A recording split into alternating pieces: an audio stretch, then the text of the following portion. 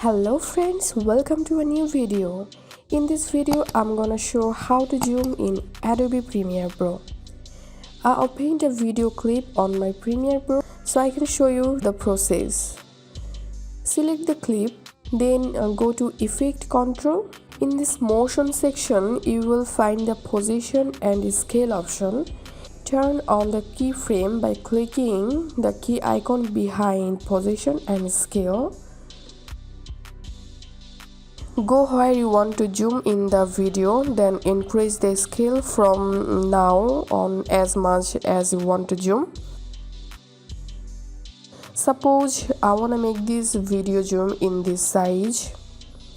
Lastly, if I play this entire video clip, then we will see this video is zoomed. This is how we can zoom in Adobe Premiere Pro. If you find this video helpful, make sure to subscribe this channel. See you in the next video with helpful tricks.